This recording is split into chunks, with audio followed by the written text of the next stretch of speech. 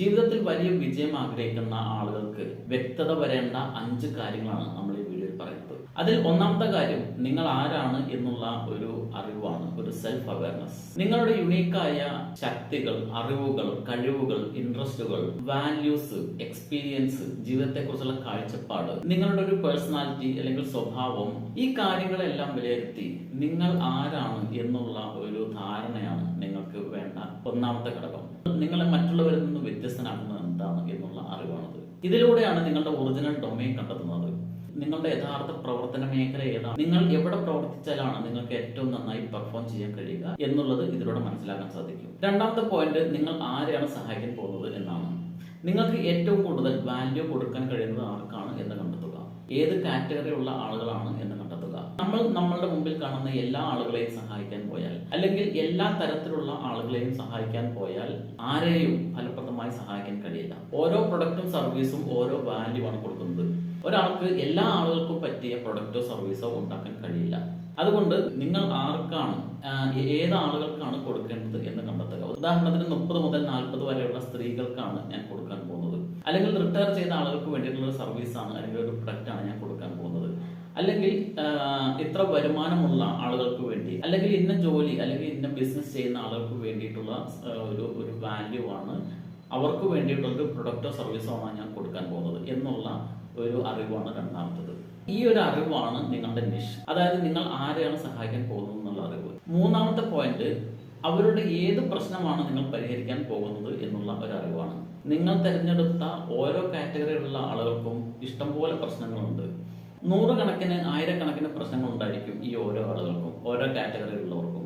അപ്പോൾ അവരുടെ എല്ലാ പ്രശ്നങ്ങളും പരിഹരിക്കാനും ഒരു പ്രൊഡക്റ്റിലൂടെയോ സർവീസിലൂടെയോ സാധിക്കില്ല. അപ്പോൾ ഇവരുടെ ഏത് പ്രശ്നമാണ് നിങ്ങൾ പരിഹരിക്കാൻ പോകുന്നത് എന്നുള്ള അറിവാണ് മൂന്നാമത്തത്.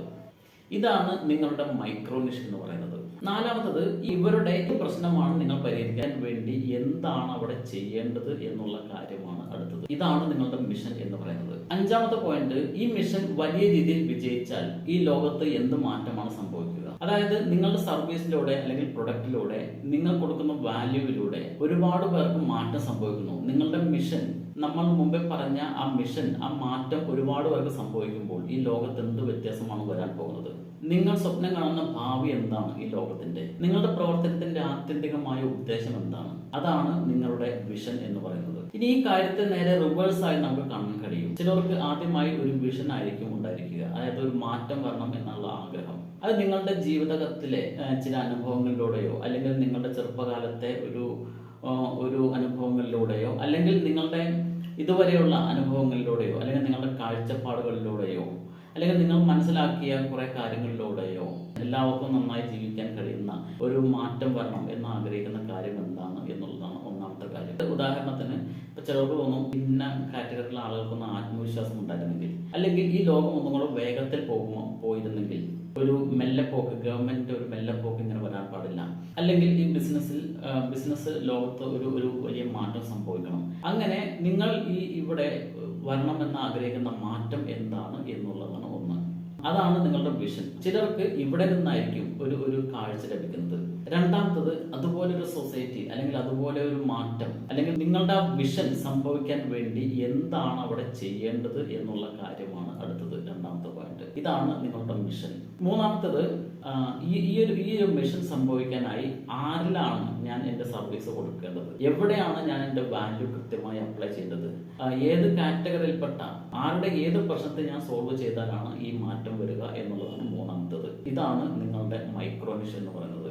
നാലാമത്തേത്, ഈ ആളുകളെ കുറിച്ചുള്ള ഒരു വിശദമായ ഒരു അറിവാണ് നാലാമത്തേത്. അതായത് അവർ ഏത് കാറ്റഗറിയിലുള്ള ആളുകളാണ്, ഏത് ഏജ് റേഞ്ചിലുള്ള ആളുകളാണ്, അവരുടെ പ്രത്യേകതകൾ എന്താണ്. ഇതാണ് നിങ്ങളുടെ നിഷ് എന്ന് പറയുന്നത്, അല്ലെങ്കിൽ നിഷ് മാർക്കറ്റ് എന്ന് പറയുന്നത്. അഞ്ചാമതായി, നിങ്ങളുടെ സർവീസിലൂടെ ഈ ഒരു മാറ്റം കൊടുക്കാനായി നിങ്ങൾക്ക് എന്താണ് ഉള്ളത്, നിങ്ങളുടെ പവർ എന്താണ്, നിങ്ങൾ ഏത് രീതിയിലാണ് ഈ ഒരു മാറ്റം വരുത്താൻ ഉദ്ദേശിക്കുന്നത്, അല്ലെങ്കിൽ നിങ്ങളുടെ ഏത് പ്രത്യേകതകൾ, നിങ്ങളുടെ ഏത് സ്ട്രെങ്ത് ആണ് ഇവിടെ ഉപയോഗിക്കാൻ പോകുന്നത്, നിങ്ങളുടെ ഏത് യുണീക്നെസ് ആണ് ഇതിന് ഉപയോഗപ്രദമായി വരിക എന്നുള്ള ഒരു തിരിച്ചറിവാണ്. അതായത് നിങ്ങളെക്കുറിച്ചുള്ള ഒരു തിരിച്ചറിവാണ്. നിങ്ങളുടെ പ്രവർത്തന മേഖല, ഏത് മേഖലയിലാണ് നിങ്ങൾക്ക് പ്രവർത്തിക്കാൻ കഴിയുക.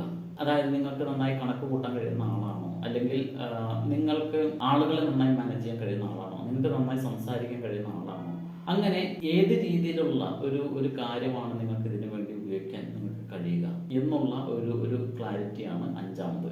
ഇതാണ് നിങ്ങളുടെ ഒറിജിനൽ ഡൊമൈൻ എന്ന് പറയുന്നത്. ഇതിൽ ഏറ്റവും ഇമ്പോർട്ടൻ്റ് ആയ രണ്ട് കാര്യങ്ങൾ എന്ന് പറയുന്നത് ഒന്നാമത്തെയോ അല്ലെങ്കിൽ അഞ്ചാമത്തെയോ ആണ്.